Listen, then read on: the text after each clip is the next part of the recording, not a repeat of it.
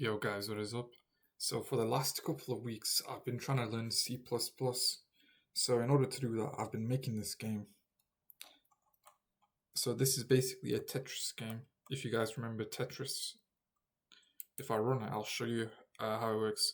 This is a work in progress, by the way. It's not perfect by any means, but I'll show you what it can do so far. So you can move the block down, left, and right, as you can see over here. I can place it by pressing S down, D right, and then A is left. Press it down, and then boom. There's a new block generated at the top. I can do the same with this one. And then it generates a new one from the top. I can place it. And usually in Tetris, when the row is filled, it's supposed to get rid of it. But at the moment I've not done that because this is a work in progress. So I can place all of these blocks over here. And they won't really do much for now,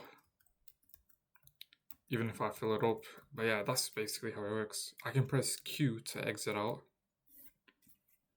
And I'll show you some of the logic behind the game. It's very messy, by the way. It's very, very messy. At the top you can see some of the things I've imported. Here are some of my comments I've made.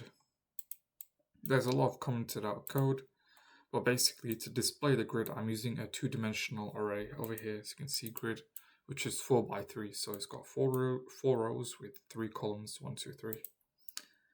And then I'm using my function display grid to display the grid. If we go to display grid over here, you can see how we're displaying the grid.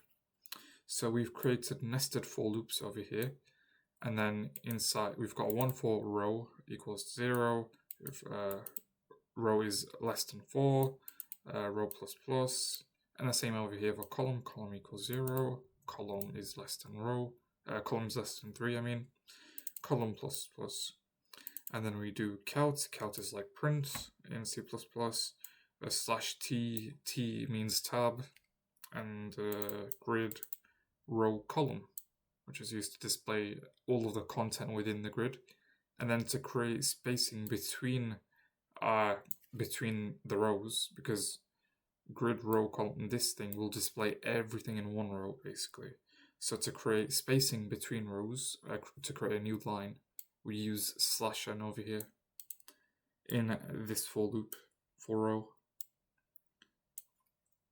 And so when we run it, that's how you can see the grid. And as you can see, originally I was showing the positioning of my block here, but now it's somewhere else. It's inside main over here, yeah.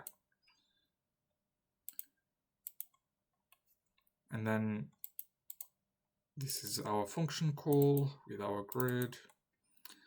I've created 2 variables called row and column. Row is set to index 0, column is set to index 1. If we go to our grid, index 0 would be the first row, and index 1 would be 0, 1. It would be over here, wouldn't it? So that's where our block is basically going to be displayed here. Then, if we go back, you can see I've created a while loop. Inside the while loop, I'm using a variable called key, which has got getch. Getch basically tracks key presses. That's what it does. That's how we get our controls. So as you can see, I've commented these lines out because this is for up movement. In Tetris, normally there is no up key. That's why I've commented it out now. Before I was using it just to test out the movement. And then over here, as you can see, I've got the S key over here, which is for down. This is the movement for the S key, and then over here I've created a condition to basically say if the row is equals to 3, meaning if it's on the bottom row, on the final row in the grid, then we want to basically generate a new block on the top of the grid, which will be set at index 0 and index 1, row and column, which is what I just showed you a few seconds ago. Oh yeah, one important thing I forgot to mention is for movement, like for example, the key press S, we make it move down, don't we? And we're using swap in C++ to essentially swap the location of where the block originally is with the new location. So grid row column, that is going to be the original location. In this case, it will be 0, 1, for example.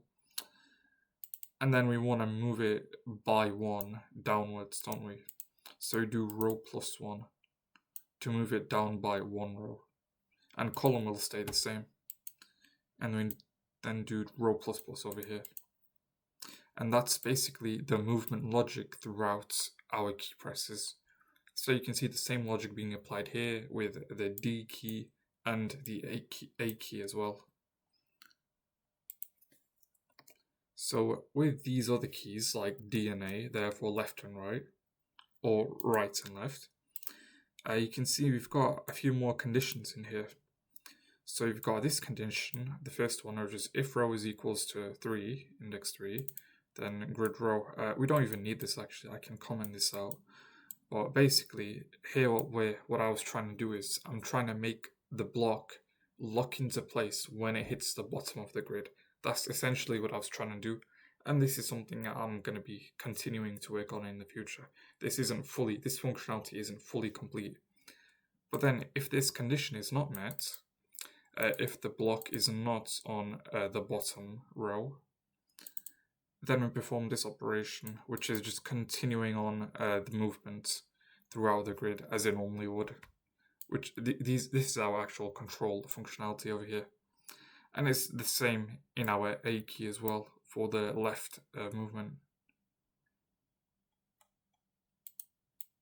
As you can see for the D key, which is right, we do +1, we do column +1 because we're moving it to the right. And then for the A key, we're using -1 because we're moving it to the left. That's one key difference between them. And also that for here, for the D key, we're using this, where we're saying column +1 less than 3, which stops the character from going outside of the grid towards the right side. And then the same thing is being done over here as well, but for the left side, below over here. And then as you can see for quitting, I've created a key called Q, and then that's going to finish the program basically. And then this is our function for displaying the grid and all of its contents. And system CLS is used to refresh the grid. So every time we press a key, we do a key press, the grid refreshes and it shows the new location of the block.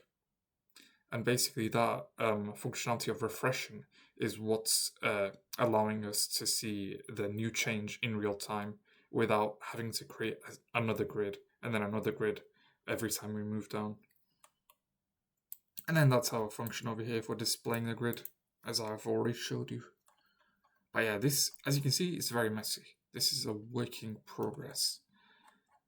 There's a lot of other functionality that I want to add to it. But yeah, that's what I've done so far.